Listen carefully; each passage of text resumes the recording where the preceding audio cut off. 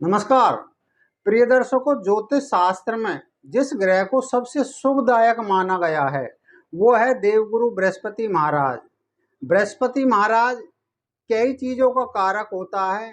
यदि कुंडली स्त्री की है तो उसके पति के सुखों का कारक होता है। जिस स्त्री की जन्म कुंडली में बृहस्पति महाराज खराब स्थिति में है तो ऐसी स्त्री को या तो पति का सुख मिलता ही नहीं है या मिलता है तो बहुत ही अल्प मात्रा में। तो वहीं पुरुष की कुंडली में उसके जीवन के सुखों का कारक होता है। यदि बृहस्पति महाराज पुरुष की कुंडली में खराब है तो ऐसे व्यक्ति को सुख बहुत कम मिलते हैं।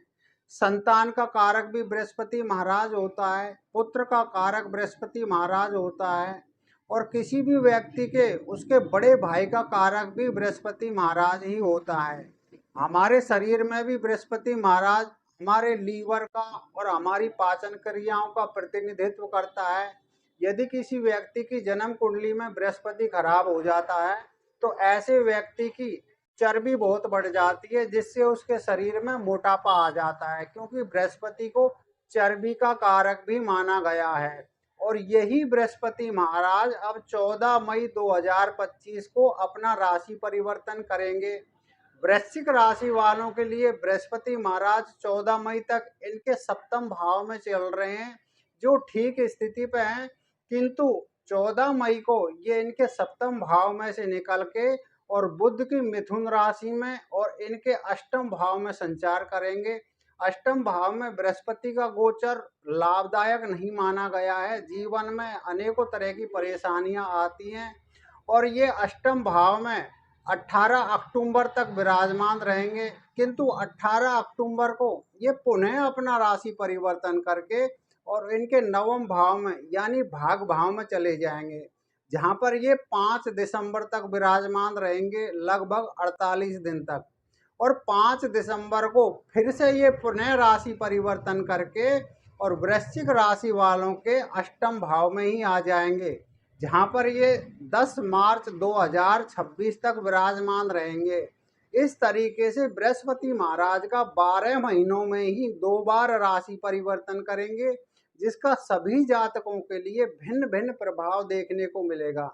ये कार्यक्रम वृश्चिक राशि से संबंधित है, इसीलिए हम वृश्चिक राशि पर बात कर रहे हैं।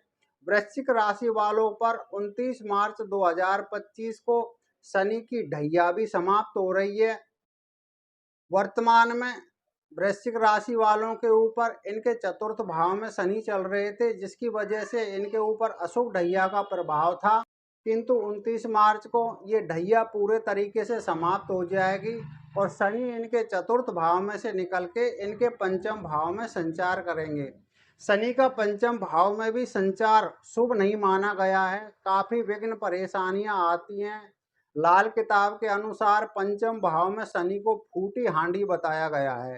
फूटी हांडी मतलब ऐसी मटकी जिसमें बहुत सारे छेद हो, यदि हम उसमें पानी भरेंगे तो वो रुक नहीं पाएगा। इसी तरह शनि की स्थिति होती है पंचम भाव में, यानी जब भी पंचम भाव में गोचरवश शनि का संचार होता है तो ऐसे जातक के लिए कितना भी धन इकट्ठा कर लो, लेकिन वो उस पानी की तरह नहीं ठहरता जो मटकी में छेद होने पर निकल जाता है। ऐसे ही धन के अनेकों रास्ते ऐसे बन जाते हैं जिसकी वजह से धन एकत्रित नहीं हो पाता।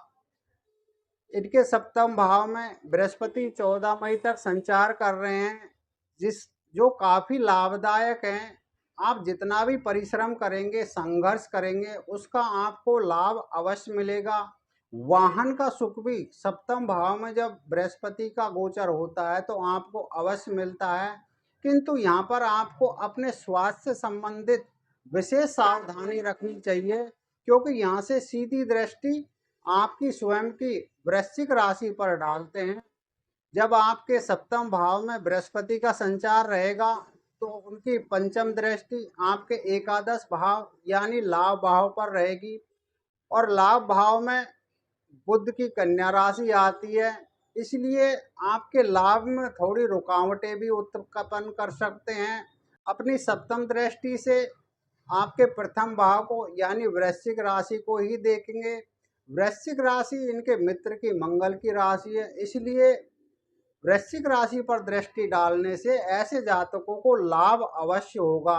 आपके जितने भी बिगड़े कार्य हैं वो इस दृष्टि के दौरान अवश्य बनेंगे। अपनी नवम दृष्टि आपके तृतीय भाव पर यानी कि मकर राशि पर डालेंगे। यहाँ पर आपके भाई बंधुओं से कुछ वैमनस्य उत्पन्न हो सकता है, पड़ोसियों से मतभेद हो सकता है, आपके डॉक्यूमेंटेशन संबंधित कार्यों में कुछ रुकावटें उत्पन्न हो जाती हैं। और जैसे ही बृहस्पति आपके अष्टम भाव में संचार करेंगे 14 मई के बाद में, जहां पर ये 18 अक्टूबर तक रहेंगे, तो उस समय आपको लीवर से संबंधित समस्याएं उत्पन्न हो सकती है। आपके पेट में गैस बना या फिर फूड पॉइजनिंग होना, ऐसी समस्याएं आपको आ सकती हैं, क्योंकि बृहस्पति महाराज लीवर और पाचन क्रियाओं दोनों का कारक है। इस समय आपको विशेष सावधानी रखनी है। कुछ असाध्य रोग होने की भी संभावना हो सकती है, इसलिए आपको खान पान पर विशेष ध्यान रखना है। अष्टम भाव में बृहस्पति के गोचर के दौरान आपकी आय कुछ कम हो सकती है, इसलिए आपको अपने खर्चों पर नियंत्रण रखना है। अगर आप खर्चा फिजूल करेंगे तो आपको पैसे से संबंधित समस्याएं उत्पन्न हो सकती हैं। अष्टम भाव में बृहस्पति के गोचार के दौरान आपकी घरेलू उलझनें बढ़ सकती हैं, जिससे आपके दिमाग में काफ़ी तनाव उत्पन्न होगा।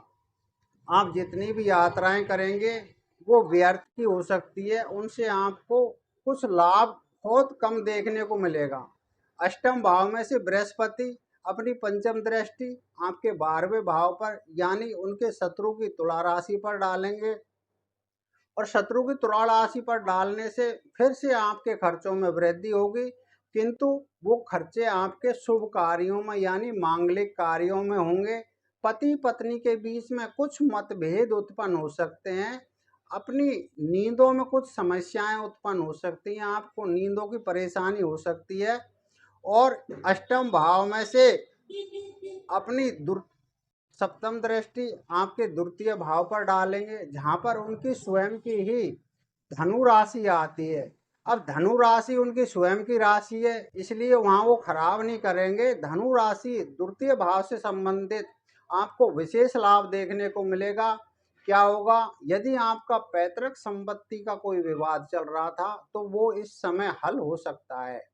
धन का लाभ आपको अवश्य होगा। आपको अपनों का सहयोग बिल्कुल प्राप्त होगा। आप एफडी जैसे यदि कार्य करते हैं तो उनमें भी आपको विशेष लाभ होने की संभावना है। नवम दृष्टि आपके चतुर्थ भाव पर डालेंगे, जहां पर शनि की कुंभ राशि आती है।